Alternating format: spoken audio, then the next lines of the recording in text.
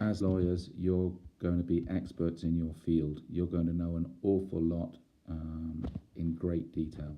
Your clients, some of them will be professionals in their fields and will understand what you're talking about. Others won't. You are often going to have to break complex information into reasonable chunks and simplified form in order to be able to explain very detailed points, whether it's legal points or business points or strategy, etc. So this question, tell me about a time when you've had to break complex information into and explain it in a simple way, is very, very common. You've probably had to do this through some of your presentations at university, or if you've been in sports clubs and societies and you've been training, teaching younger students, younger members of that particular club. All of those would work as particular examples.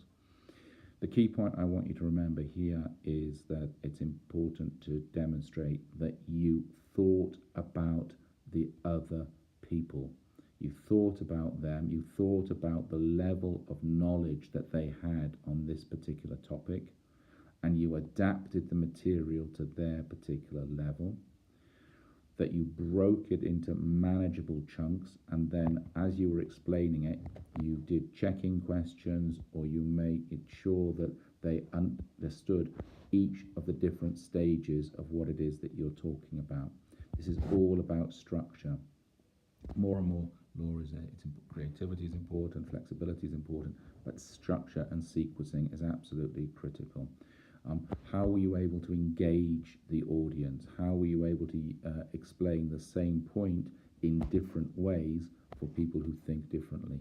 Were you using visuals? Were you using stories? Were you using data points, etc.? So what did you do in order to get this information across in a simplified manner?